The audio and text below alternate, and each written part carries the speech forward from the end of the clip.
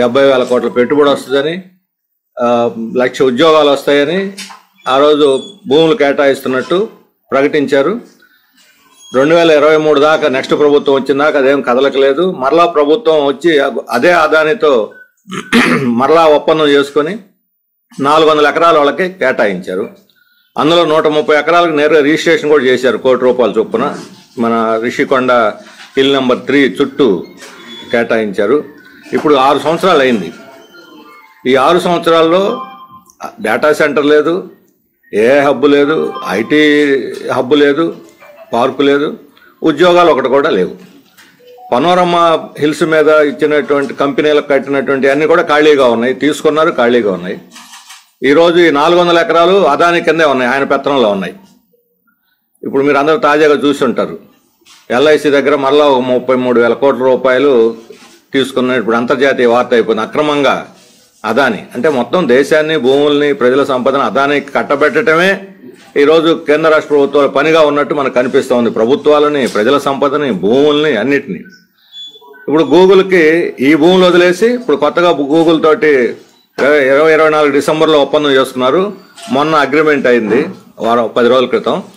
ఈ అగ్రిమెంట్ అయిన తర్వాత మరలా $125,000 కోట్లు వస్తాయని, $15 బిలియన్ 5 ఏళ్లలో, వచ్చే 5 ఏళ్లలో 1,88,000 మందికి ఉద్యోగాలు వస్తాయని ఇప్పుడు మరలా పోదర కొడుతూ ఉన్నారు. ఒక యూత్లో ఒక ఆశ క్రియేట్ చేయడానికి ఇవన్నీ కూడా హైపు క్రియేట్ చేస్తున్నారు. డేటా సెంటర్లలో ఎక్కడా కూడా 5-6 వేల మించి ఉద్యోగాలు రావు. అవి మానిటరింగ్, ఓన్లీ మానిటర్ చేయటమే. దాంట్లో నుంచి హీట్ వస్తుంది కానీ ఉద్యోగాలు రావు. ఇక్కడ గూగుల్ 12 దేశాలకి సముద్రంలో నుంచి పైప్ లైన్లు వేసి సప్లై చేస్తాడు, వాళ్ళ వ్యాపారం విస్తరిస్తుంది. మన రాష్ట్రానికి వచ్చే మేలేమిటి? మేము 2 విషయాలు అడుగుతున్నాం. 1997లో ముఖ్యమంత్రి చంద్రబాబు నాయుడు గారు ఆ రోజు హైదరాబాద్లో హైటెక్ సిటీ 200 ఎకరాలు మాత్రమే తీసుకుని L&T ద్వారా ఆ బిల్డింగ్ కట్టిన తర్వాత అనేక స్టార్టప్ కంపెనీలు వచ్చినాయి. మిగతా అంతా కూడా హైదరాబాద్ చుట్టూ మాదాపూర్ కానీ, కొండాపూర్ కానీ, మణికొండ దాకా మొత్తం అంతా కూడా తర్వాత దాన్ని అంతా కూడా లేఅవుట్ వేసి దాన్ని ఇన్ఫ్రాస్ట్రక్చర్ డెవలప్ చేసి ఎవరికి వాళ్ళు కంపెనీలు కొనుక్కున్నారు. కంపెనీలకు కావాల్సిన వాటరు, విద్యుత్ ఇటువంటి సప్లై చేయొచ్చు ఇన్ఫ్రాస్ట్రక్చర్ వేసి. అంటే ఒక న్యూక్లియర్ పెట్టేసి దాని చుట్టూ తర్వాత అనేక సంవత్సరాల్లో డెవలప్ అయింది. మొత్తం అంతా గవర్నమెంట్ భూములన్నీ సేకరించి గవర్నమెంట్ భూములన్నీ ఇవ్వలేదు. ఇప్పుడు 30 ఏళ్ళు అయింది. మనం కొత్త కాబట్టి ఒక విదేశీ కంపెనీని, మైక్రోసాఫ్ట్ ఇతర విదేశీ కంపెనీలు తీసి అక్కడ పెట్టుకున్నాం. ఇప్పుడు ఎకో సిస్టమ్ డెవలప్ అయింది. ఈ రోజు కూడా మనం విదేశాల మీద ఆధారపడాల్సిన అవసరం ఏంటి? ఇదే 30 ఏళ్లలో చైనాలో ఒక మైక్రోసాఫ్ట్, ఒక గూగుల్, ఒక మెటా, వీటికి పోటీగా తలదన్నేటువంటి కంపెనీలు ప్రపంచం అంతా వాళ్ళు విస్తరిస్తున్నారు. అది హువాయో కావచ్చు, లేకపోతే బైడు కావచ్చు, లేకపోతే ఇప్పుడు ఈ ఆలీబాబా కావచ్చు, అన్ని కంపెనీలు వాళ్ళ అంటే గ్లోబల్ కంపెనీలు చైనాలో 30 ఏళ్లలో. మరి మన దేశంలో ఇండియన్ గూగుల్, ఇండియన్ మైక్రోసాఫ్ట్, లేకపోతే ఇండియన్ మెటా ఎందుకు తయారు కాలేదు? మన నిపుణులందరూ అమెరికాకు పోతున్నారు, అక్కడ ఆపరేటర్లుగా పనిచేస్తున్నారు. ఇక్కడ కాస్త ఐఐటీల్లో చదువుకున్నటువంటి సత్య నాదెళ్ల లాంటి వాళ్ళు అక్కడికి పోయి సీఈఓలు అవుతున్నారు. ఆ నైపుణ్యం ఏది మనకు ఉపయోగపడలేదు, ఆ టెక్నాలజీ ఏది మనకు ట్రాన్స్ఫర్ కాలేదు. ఇప్పుడు కూడా టెక్నాలజీ కోసం మళ్ళీ గూగుల్ మీదనే, మెటా మీదనే ఆధారపడుతున్నాం.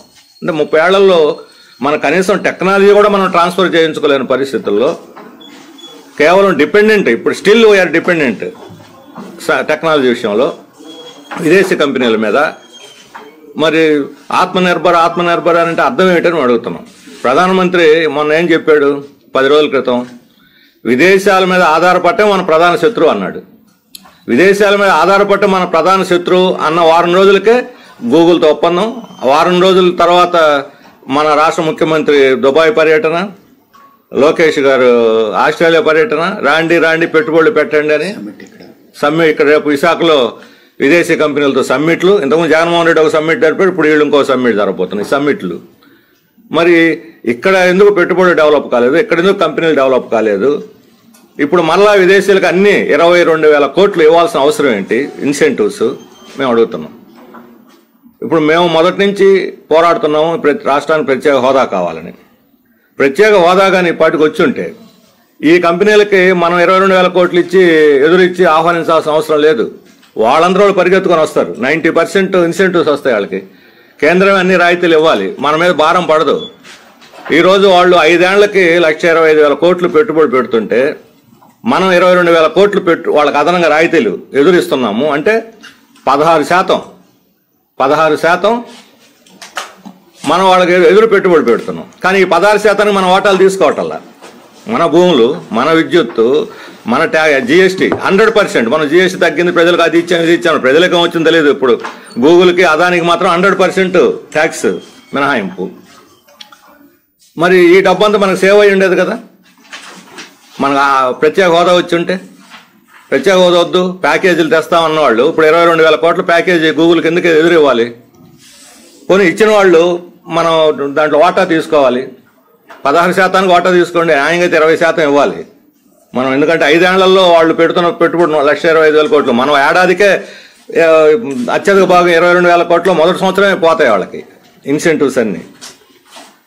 మరి ఏమిటి మనకు లాభం? కొన్ని ఉద్యోగాలు వస్తాయి 1,88,000. వాళ్ళు చెప్పేదంటే కన్స్ట్రక్షన్లో అంట. కన్స్ట్రక్షన్లో ఈరోజు ఉంటాయి, రేపు పోతాయి. అందులో కూడా బీహార్ వాళ్ళు, ఛత్తీస్గఢ్ వాళ్ళు వస్తారు. ఇక్కడ వాళ్ళకి ఎవరు? వాళ్ళు వస్తారు, వెళ్ళిపోతారు. 1,00,000 పని దినాలు రావచ్చు. 1,00,000 పని దినాలు వేరు, 1,00,000 మందికి ఉపాధి రావటం వేరు. పని దినాలే మందికి ఉపాధిలాగా కల్పిస్తే ఎక్కడైనా ప్రపంచంలో డేటా సెంటర్లలో 1 గిగాబైట్కి 1,80,000 ఉద్యోగాలు వచ్చినటువంటిది ప్రపంచంలో ఎక్కడైనా ఉదాహరణ చూపిస్తారని అడుగుతున్నాను. మ్యాక్సిమం 5-6 వేలు 3 షిఫ్ట్లు నడుపుకున్నాం. అన్నిట్లో కలిపి వాటర్ సప్లై, ఎలక్ట్రిసిటీ సప్లై, బయట ఇన్ఫ్రాస్ట్రక్చర్, భూములు కట్టబెట్టడం సరైనది కాదు.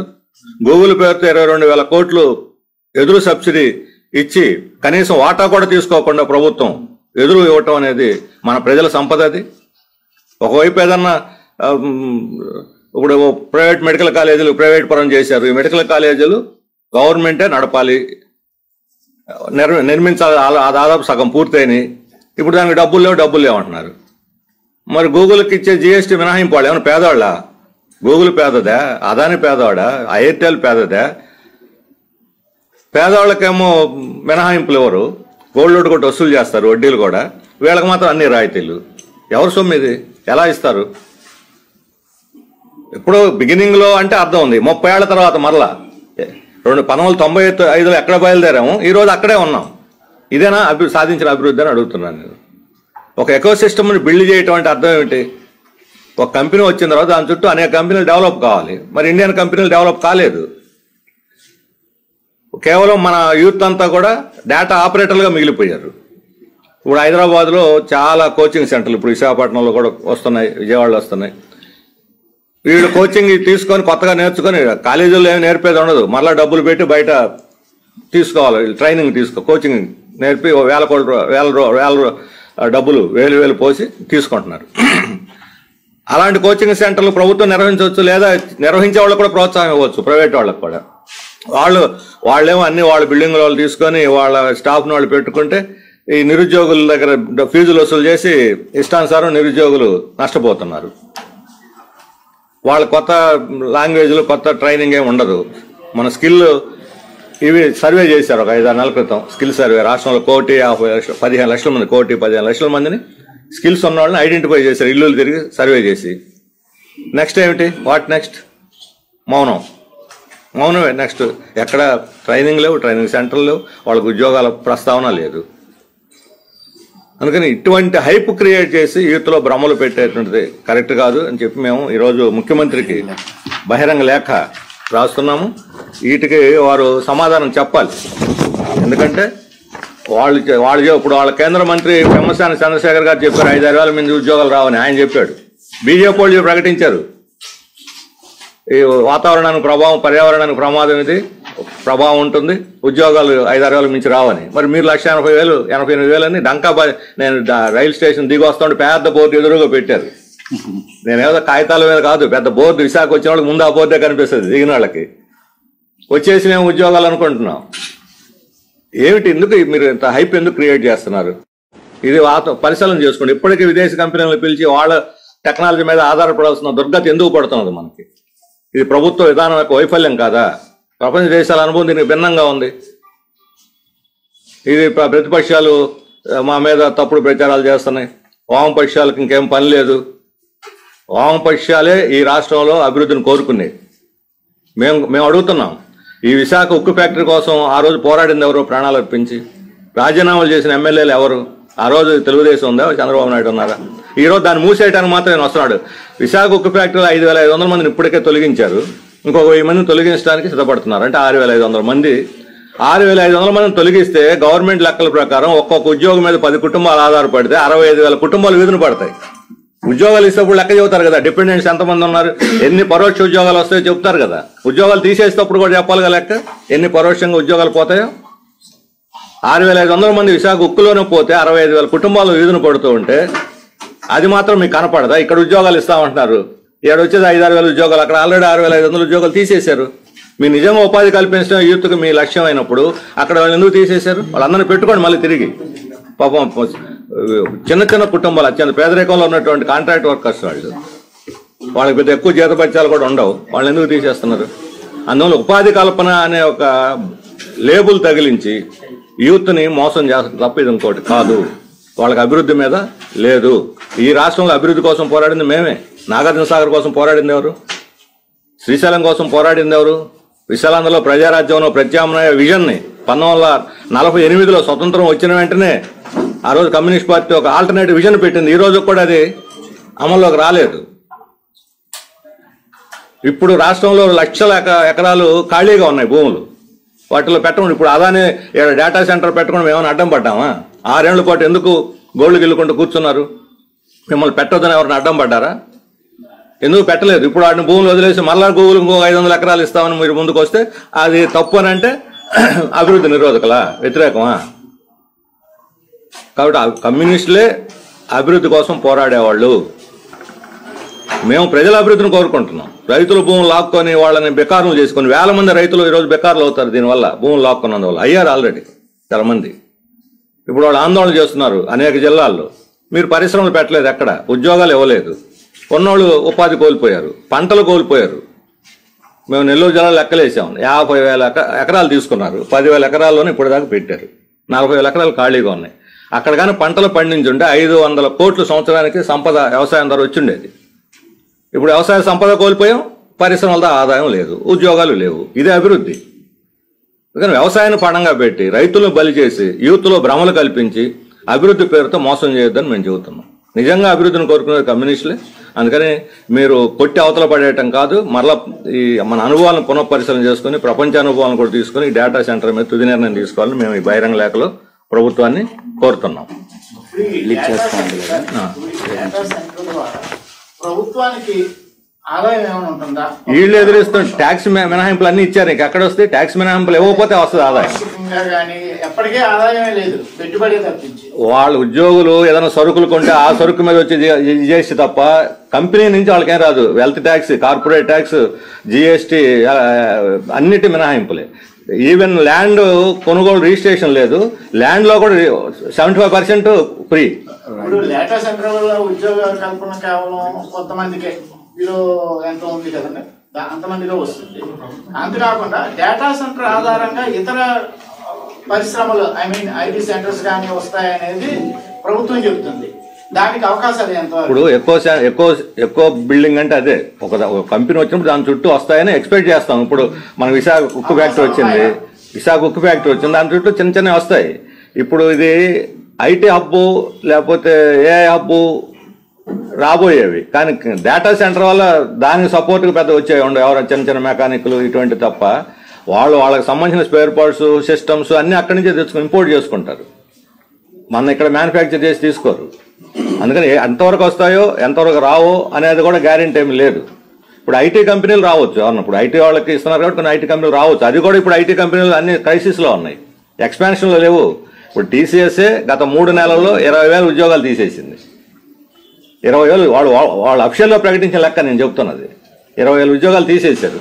ఇప్పుడు టీసీఎస్ మళ్ళా 10,000 మందిని తీసుకుంటామని ప్రకటించింది. అంటే 20,000 మంది తీసేసి 10,000 మందిని తీసుకోవటం అనేది అది ప్రోగ్రెసా?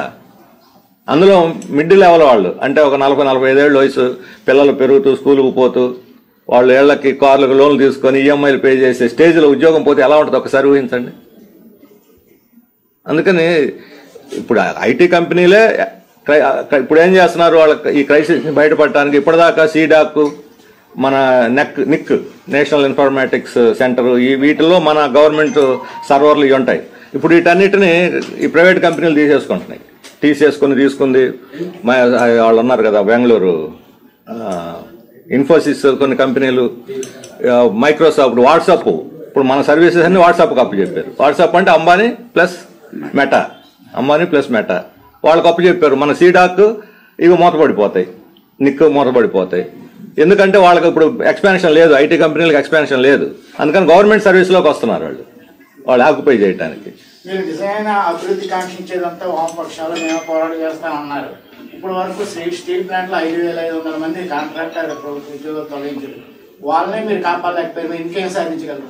తీసేసిన వాళ్ళని అనకుండా కాపాడేవాళ్ళు. మేము అధికారంలో ఉంటే ఇంకో 10,000 మందిని పెట్టి ఉండేవాళ్ళం. తీసేసి నిర్బంధంగా వాళ్ళ నోళ్ళలోకి భయపెట్టి తీసేశారు. అధికారం మా చేతిలో లేదు. మా చేతిలో అధికారం ఉంటే ఈ పార్టీకి వాళ్ళని విశాఖ స్టీల్ ప్లాంట్ ఇలా ఉండదు. మాకు అధికారం అప్పచెప్పమనండి ప్రజల్ని, మేము చెబుతాం సమాధానం. అందుకని మేము ఛాలెంజ్ చేస్తున్నాం. అది కాదు, కాపాడేవాళ్ళు పోరాడేవాళ్ళు కాపాడలేకపోయారంటే ఎట్లాగో గొంతు కలిపేవాళ్ళు కూడా పోరాడలేరు. ఈ వ్యవస్థలో ఉద్యోగాలను తీసేస్తుంటే కాపాడటం అసంభవం. తీసేసేవాళ్ళ మీద పోరాడాలి. అన్యాయం చేసేవాడిని అడగకుండా అన్యాయానికి వ్యతిరేకంగా పోరాడడం మీరు నిలవరించలేకపోయారంటే మేము ఫెయిల్ అయ్యాం. మీరేం చేస్తున్నారు? గాడిద కాళ్ళు కడుగుతున్నారా? అధికారంలో ఉండి నిన్నదాకా చేశారు కదా, నిరాదీక్ష చేసాడు పల్లా శ్రీనివాసరావు.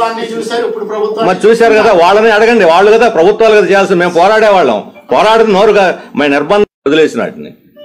ఈ రేపు కేరళ గవర్నమెంట్ రేపు నవంబర్ 1న పావర్టీలెస్, జీరో పావర్టీ స్టేట్ గా ప్రకటించబోతుంది. నీతి ఆయోగ్ ప్రకటించబోతున్నది, మేం కాదు. నీతి ఆయోగ్ జీరో పావర్టీ స్టేట్ కింద మనం ఏం చేస్తున్నాం?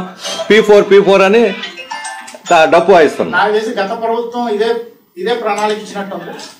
స్టీల్ ప్లాంట్ ని రాష్ట్ర స్టేట్ గవర్నమెంట్ కి తీసుకొని మేమే రన్ చేసుకుంటామని వీళ్ళ అదే మన రాష్ట్రం మన స్టీల్ ప్లాంట్ ని చేసుకొని నడుపుండాల్సింది. ఎవరు వద్దన్నారు? ఇప్పుడు వాళ్ళు కూడా ఫెయిల్ అయ్యారు. వాళ్ళు ఏం సక్సెస్ అవ్వలేదు కదా, వాళ్ళు ఫెయిల్ అయ్యారు. కాకపోతే తేడా ఏమిటంటే గత ప్రభుత్వం కనీసం ఉద్యమాల మీద ఇచ్చుపడాలి. ఇప్పుడు వీళ్ళు వచ్చి ఉద్యమాల మీద కూడా ఇచ్చుపడుతున్నారు. అది తేడా.